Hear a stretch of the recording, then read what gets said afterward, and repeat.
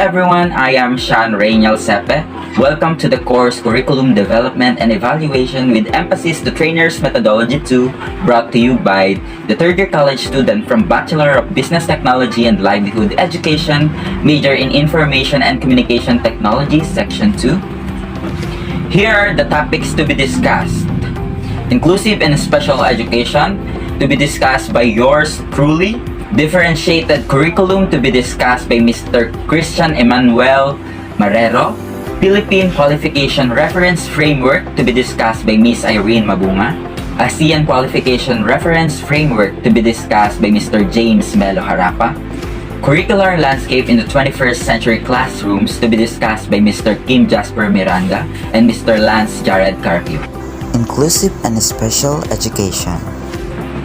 The term special education and inclusive education are not synonymous. Special education emanates from a medical view of disability and focuses on correcting deficit of a person with disabilities to enable them to function effectively in a society. Inclusive education stems from the view of disability as resulting from the interaction between the environment and the person with disability. Note that the practice of inclusive and special need education does not only include learners with disabilities. Gifted and talented learners are also included as one of its target population.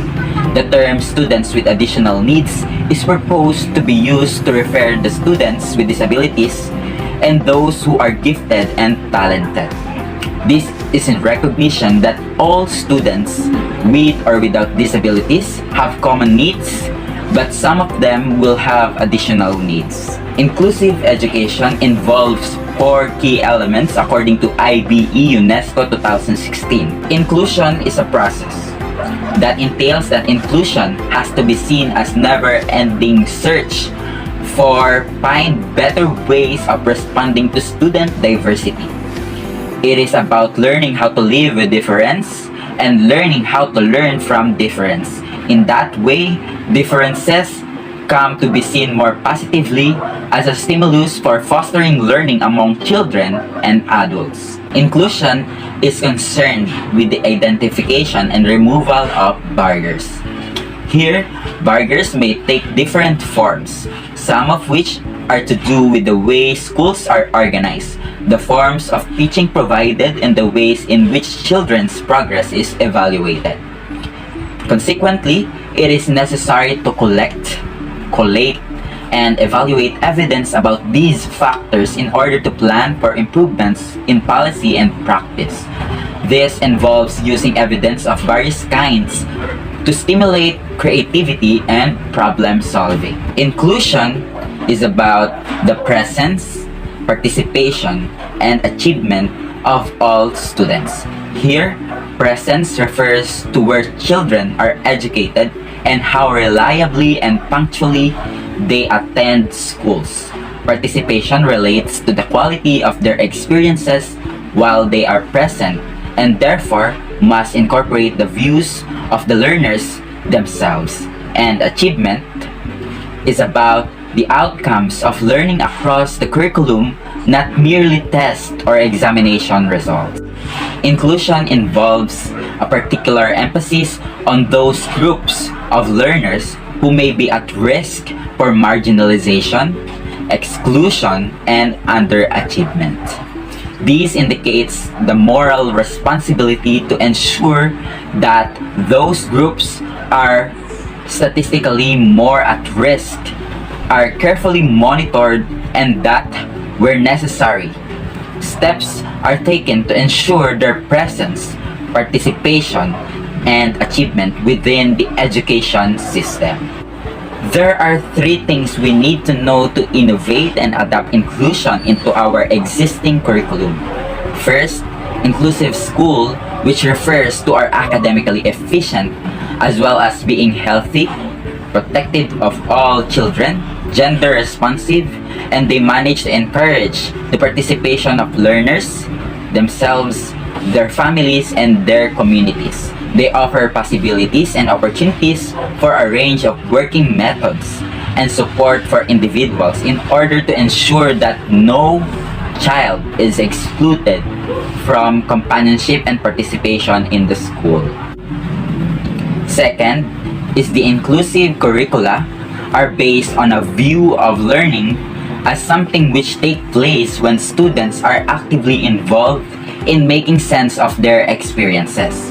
Learners, in other words, cannot simply be told. Rather, they have to find things out and understand things for themselves. In this setup, a teacher has to be a facilitator. The third is inclusive classroom, a classroom that practices inclusive culture crucial to the development of an inclusive school. An inclusive classrooms is characterized by the following. Number 1, teaching is planned with all students in mind. Number 2, lessons encourage the participation of all students. Number 3, students are actively involved in their own learning. Number 4, students are encouraged to support one another's learning. Number 5, support is provided when learners experience difficulties. Number 6, classroom discipline is based on mutual respect and healthy living. Number 7, students feel that they have somebody to speak to when they are worried or upset. And number 8, assessment contributes to the achievement of all students. Differentiated curriculum. Hello, I'm Christian Mararo from BBTLED ICT 32. So, we are tackling about what is differentiated curriculum. A differentiated curriculum is a learning program that ideally meets the academic needs and interests of every student. So, a differentiated curriculum is an activity-driven approach to education that guides students through a subject or a course using a variety of projects, tasks, or problem-solving activities. This means that all the teaching approaches outlined in the curriculum are flexible, so that the content being taught is digestible and refreshingly challenging for each individual child. In a class of 20 or 30 students, who will undoubtedly possess slightly different needs, interests, and skills from each other, an effective differentiated program is a challenge for teachers to implement. With differentiation in the classroom, instructor can manage what students learn, how students learn, and how students are assessed. With its flexibility, differentiated instruction allows students to maximize individual growth to each course content. Modern educators often divide the classroom by student interest, preparation, or strengths, and then create a varied learning pathways for each group. Note that differentiated instruction is not the same as dividing your classroom by ability. It is also not just by small group or team-based learning, although such activities are often part of a classroom applying differentiated instruction.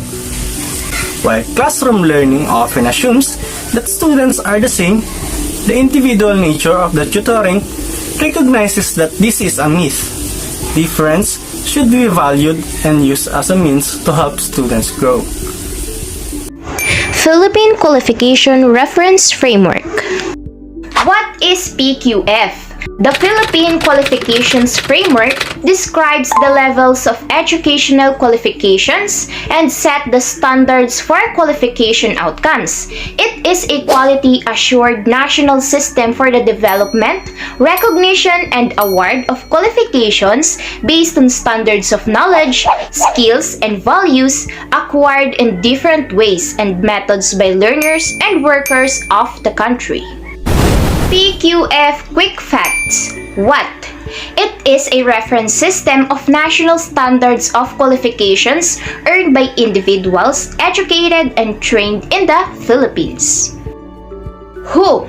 It is governed by the PQF National Coordinating Council, composed of the Department of Education, Commission on Higher Education, Technical Education and Skills Development Authority, Professional Regulations Commission, and Department of Labor and Employment. 4. It is for employers, workers, teachers and learners, parents, and governments who wish to understand Philippine qualifications and compare them with others. Why? Its objective is to establish national standards and levels of qualifications to assist and support academic and worker mobility and to address job skills mismatch. How? It outlines what an individual has learned and can do based on qualification type, levels, and degrees of competency. Did you know, before 2010, the majority of our laborers in the ASEAN area were thought to have low to intermediate level skills? But thanks to ASEAN Member States or AMS, because they developed the ASEAN Qualification Reference Framework to empower education and training systems in the ASEAN area. The ASEAN Qualification Reference Framework or AQRF is a common reference framework that enables comparisons of education qualifications. The objectives of AQRF include: first, support recognition of qualifications. Second, encourage the development of qualifications framework that can facilitate lifelong learning. Third, encourage the development of national approaches to validating learning gained outside formal education. Fourth, promote and encourage education and learner mobility. Fifth, support worker mobility. Next, improve understanding of qualification system. And then, promote higher quality qualification system. In addition to that, the AQRF is an 8-level regional qualifications reference framework that aims to address all education and training sectors from basic to most advanced skill level. AQRF comes from 2 different learning methods. First is the informal learning, where they can gain knowledge or learning during activities related to work privately or legal time, where there is no learning plan, like being student-centered learner. On the other side, it is the formal learning, where learning outcomes gained through planned activities, like in classrooms. So it targets 2 domains of AQRF, which are knowledge and skills and application and responsibility. So each domain consists of 8 levels that measure the capability of an individual. The AQRF was then submitted by the ASEAN Economic Ministers, ASEAN Labor Ministers, and ASEAN Education. The components of AQRF are used to establish a relationship between its levels and those of the member state qualification system, and this is called referencing. So implementing AQRF mandates all to have a common referencing process. Curricular landscape in the 21st century classroom. Hello everyone! The next topic is the curricular landscape in the 21st century classrooms. So what does it mean? It pertains to dramatic technological revolution ushered the 21st century, meaning the 21st century role of technology or innovations are continuously changing, and together with this, the system of education are also changing from its previous time. We all live in a society that has become diverse, globalized, complex, and media-saturated. The society consists of different sectors that is totally diverse, and media and technology has a big impact when it comes to the system of education.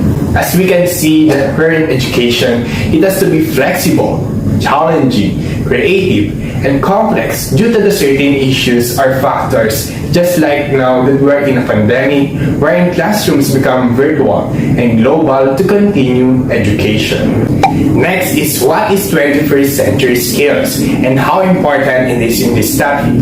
So the personal knowledge, life skills, career skills, hobbies, and traits that are critically important to student success. To ensure students master the skills, the standards, assessments, curriculum, instruction, professional development, and learning environments must also be aligned in the 21st century. This is to produce a support system that forms the landscape of the 21st century classrooms. This framework for 21st century learning serves as a guide for educators and learning environments around the world. This is to transform their environments to meet the needs of the 21st century. In that way, students are more engaged in the learning process and more prepared to thrive in digitally and globally interconnected world. Lastly, students must master key subjects in order to succeed. These key subjects include English, reading or language arts, world languages, arts, mathematics, economics, science, geography, history, government, and civics. Here are some of the major curricular landscape in the 21st century classrooms. Creativity and innovation. Using knowledge and understanding to create new ways of thinking and to find solutions and to create new products and services. Critical thinking and problem solving. Using appropriate reasoning as they analyze the problem and make decisions about the most effective way to solve the problem. Information management. Accessing, analyzing, synthesizing, creating, and sharing new information from multiple sources. Effective use of technology. Creating the capacity to identify, to use technology efficiently, effectively as a tool to organize, access, evaluate, and share information. Career and life skills. Developing skills for becoming self-directed, to turn learners into independent workers who can adapt to change, manage projects, take responsibility, lead others, and produce results. That is all for today's video. We are now discuss the following topics. First, inclusive and special education. Second, differentiated curriculum. Third, Philippine Qualification Reference Framework. Fourth, ASEAN Qualification Reference Framework. And the last one is the curricular landscape in the 21st century classrooms. I hope you learned a lot and enjoyed watching this video as we enjoyed making this one. Stay safe and have a great day ahead. Thank you for watching.